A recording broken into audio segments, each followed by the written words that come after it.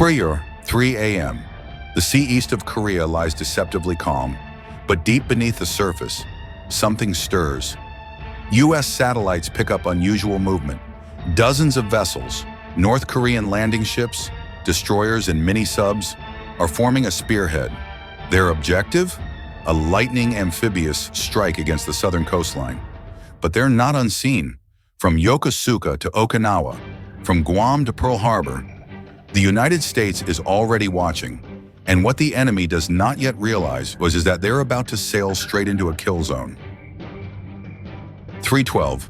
The first alarm sound aboard USS Theodore Roosevelt. Radar confirms it. An entire invasion fleet pushing south at full speed. F-35B fighters scramble from amphibious assault ships. Their task, to shadow, track, and wait for the perfect strike window. Below the waves, the silent hunters are already in position. USS Mississippi, a Virginia-class submarine, locks onto multiple contacts. Torpedoes armed, firing solution, green. In the air, the Navy's P-8 Poseidon patrol aircraft sweep the waters, dropping sonobuoys.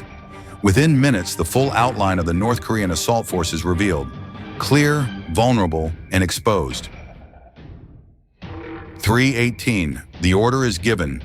Weapons free. From the depths, USS Mississippi launches.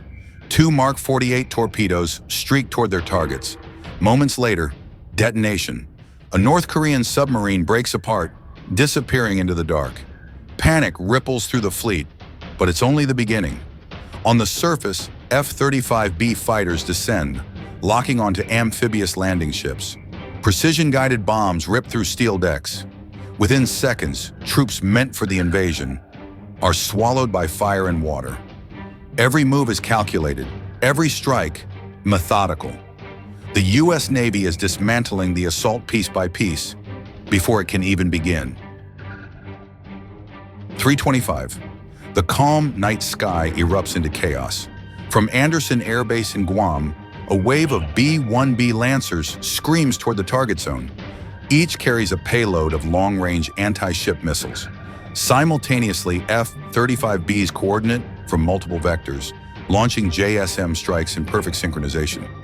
On the horizon, explosions bloom one after another. The sea is set ablaze. North Korean commanders scramble to respond. Anti-air systems engage, but they're overwhelmed. Every interceptor missile is either spoofed, jammed, or destroyed mid-flight. For the invaders, it's becoming painfully clear. They are not in control. They are prey. 3:35. The storm begins in full. From the south, cruiser USS Shiloh unleashes a salvo of Tomahawk missiles. They tear across the night sky, slamming into the enemy's formation. Massive fireballs erupt, turning the sea into an inferno. Above, F-35Bs and B-1B Lancers coordinate deadly strikes. Long-range anti-ship missiles punch through the armored hulls of North Korean amphibious carriers.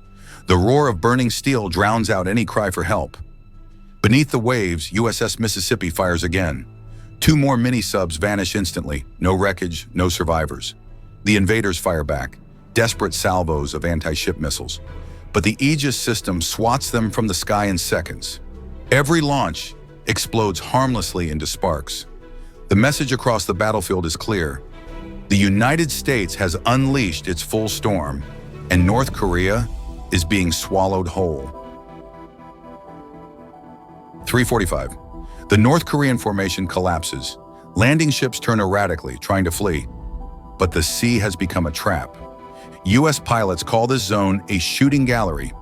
Every vessel that dares to move is targeted from 3 directions at once.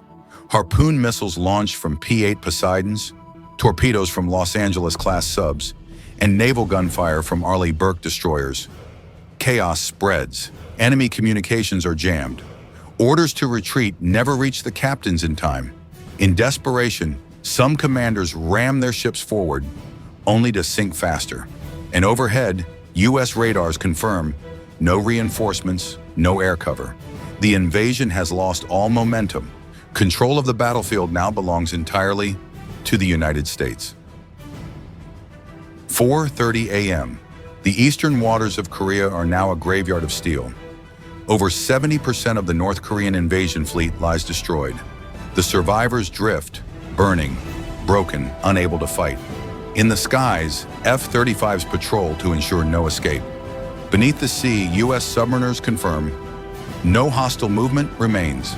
The battle is over, faster than any analyst could have predicted. A bold assault, crushed in under 2 hours, but this victory is more than firepower. It is a message.